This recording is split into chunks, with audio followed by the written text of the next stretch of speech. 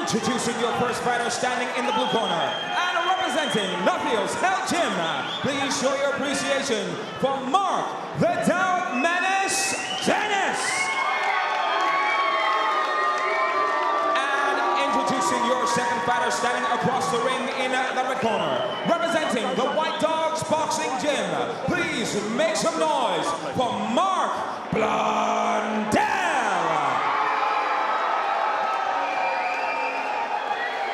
This national title eliminator will be fought over 4 2-minute rounds. Your Queensbury referee in charge of the action is Mr. Ken Curtis. National title eliminator at cruiserweight between Marc "The Dark Menace" Dennis, he's in the red, and Marc Blundell in the white and black. Blundell making a pretty impressive ring entrance, and Irish dancers leading him into the ring. One of these two will get a crack at the cruiserweight title. One thing we have been absolutely guaranteed, Andy, is this is going to be a punch-up. Well, both of them describe themselves as come-forward bangers, and that's never a bad thing in terms of a matchup. Blundell just trying to move that upper body. Dennis just looking for a right hand. He's got that guard held high there, Dennis, and moves and tries to hook as soon as he sees Blundell throw the jab. They're both in good nick for this one. The naturally bigger man, the physically bigger man in there is Blundell, as he goes for a right to the body, but Dennis has got a serious set of shoulders on, and Blundell tried to use that jab as he should, because of the two, he is the taller, or at least he boxes the taller. Dennis out of a touch of a crouch. And Marc Dennis, 31 years of age, from Chafford 100. And he did beat Chris Brill a couple of years ago. Big left hand there for Dennis, just sending back into the ropes. Blundell spreads his gloves wide, and maybe just caught him slightly with his weight in his heels, but he did stagger slightly as he went back towards the ropes. Left hand there from Blundell, high on the head of Dennis, but didn't do any damage. And some serious leather being thrown in there, right to the body from Blundell. Then he took a left hook to the head. And again.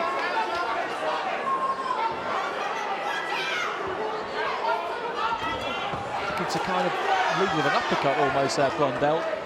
Signposted it a bit as he just twisted away to his left-hand side, and Dennis is slinging wide with that hook as well.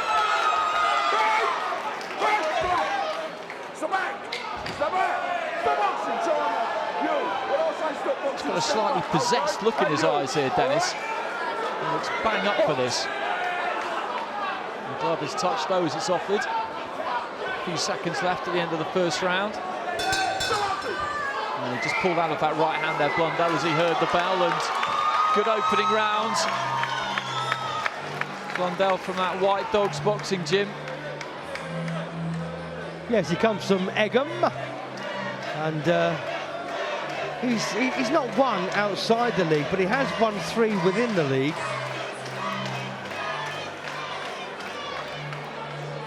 And he's one of those that's just stepping up a weight. He was a light cruiserweight, which is something you're not here anywhere else. And here he is boxing at cruiser.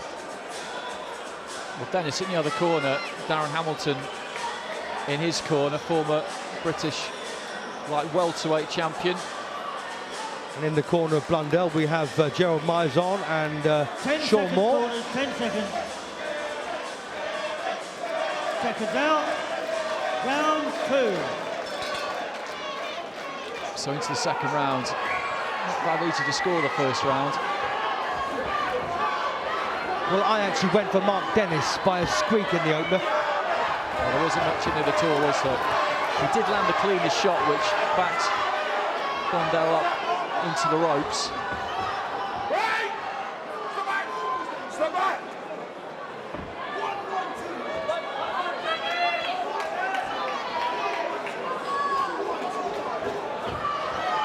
Just trying to get on the jab there, Blundell.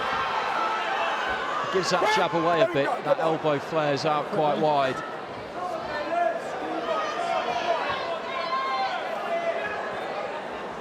Well, it's got to that point where it's got quite messy at the moment. Hard to pick any scoring punches. Nice left hand there from Dennis, just caught Blundell on the side of the head as he came in. It's been a bit more cagey in the second round so far. They went at it was fairly gung-ho in the first round, but I think they both probably feel that either one's got enough power to make each other pay, to be honest, for mistakes.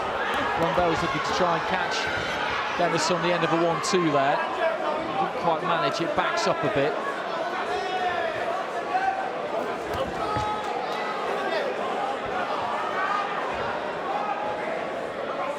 Dennis always looks like he's just looking for that, a big left hand, to climb into a big left hand. And Blundell, I think if he worked a bit harder, could just take these rounds off Dennis just by outworking him. Nice jab there and then right to the body, but there was a left back from Dennis.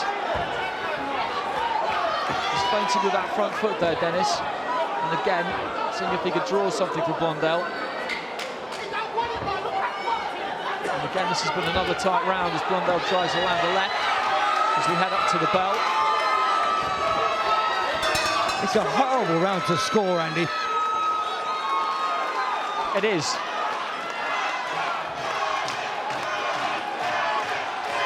I really don't know which way I'd go with that one. I just gave myself 2 or 3 seconds to think there and it didn't do me any good.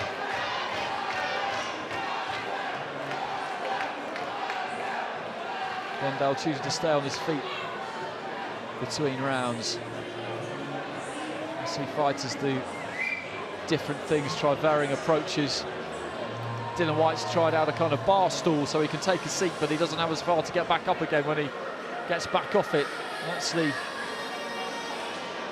Dennis corner.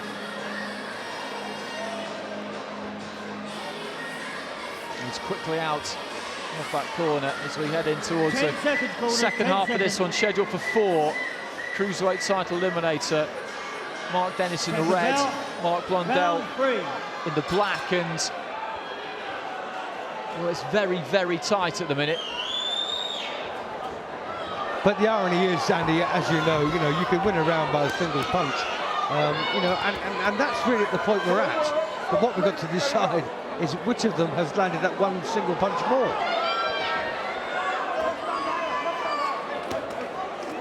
Blundell looking to use that right hand over the top, but the gloves are up there for Dennis. It looks good, that kind of punch, particularly from a few rows back, but if you're up close, you can see that it doesn't really get through. Just pawing a little bit with a jab there, Dennis. And backed up to the ropes by Blundell. In a really tight fight then, the man on the front foot can be the one who gets it. I think sometimes judges give a fighter too much credit for just coming forward, but when there's nothing in it, that could be the deciding factor. There was a nice left hand there from Dennis.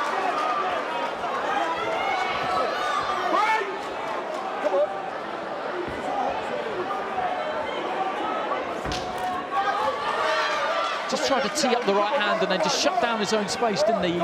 Almost tried the up jab there, then steamed in with the right hand. By the time he threw it, he was too close.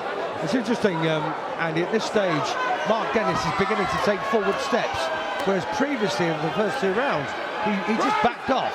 Now he's going forward. He obviously believes that Blundell's there for taking.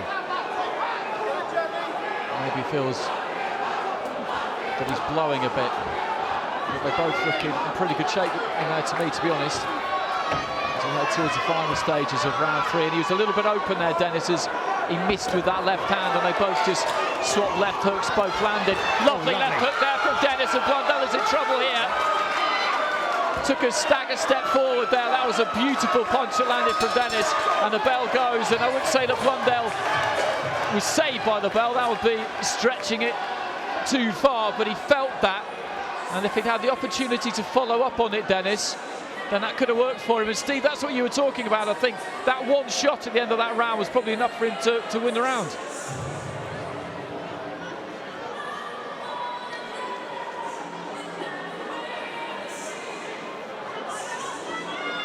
I think we're just leaning his way, are we?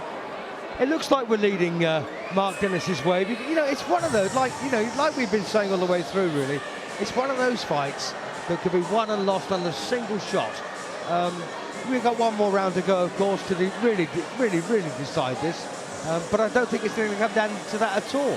You know, it's more likely to be just another punch.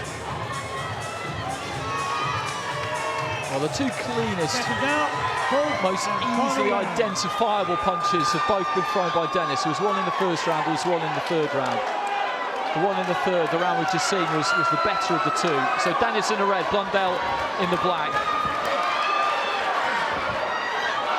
But a good fight. Left hand let go there by Blundell. Missed, but not by a lot.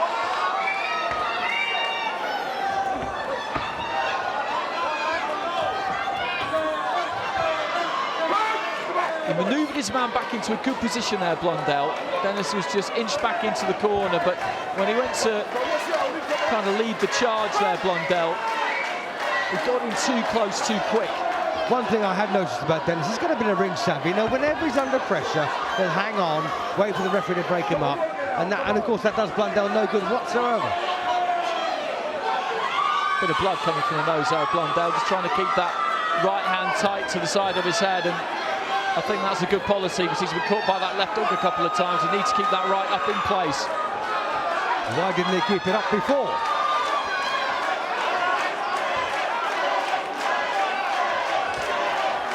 You've got to really account for every eventuality in this game. I know you can't, it's impossible, but you know, by and large. Well, again, this has been around like the last one where Blundell has been on the front foot for most of it, and that could see him nick it, but towards the end of the last round, it was Dennis who then landed something significant in our eyes to turn it in his direction. Nice jab there from Dennis.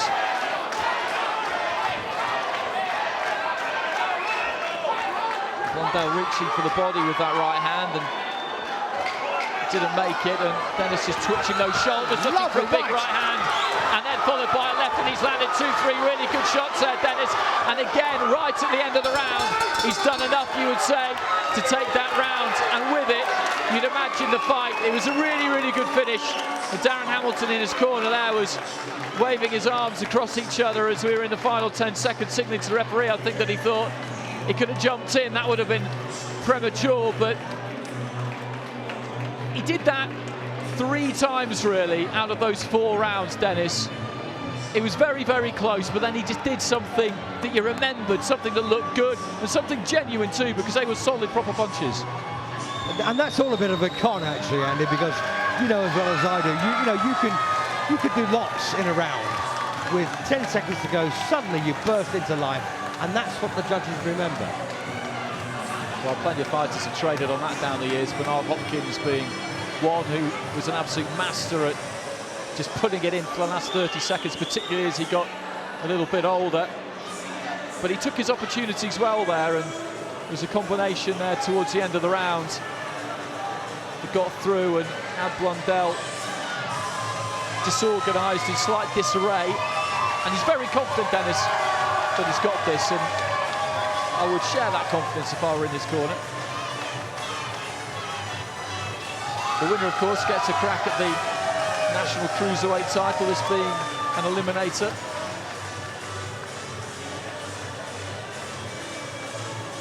I can't remember who the Cruiserweight champion is. Well, whoever he is, he's going to have a fight on his hands with either one of these two. Yes, don't worry about what we think, just worry about what the judges think in a moment. Here we go.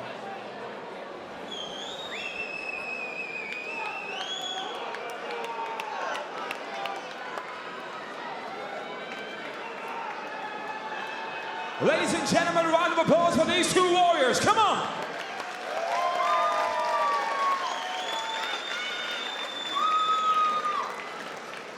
After 4 exciting rounds inside the QBL ring, we go to our judges' scorecards. Judge 1 scores about 40-37. Judge 2, 39-37. Judge 3, 38-38. To your winner by majority decision. And the #1 challenger for the National Cruiserweight title, Marc the Dog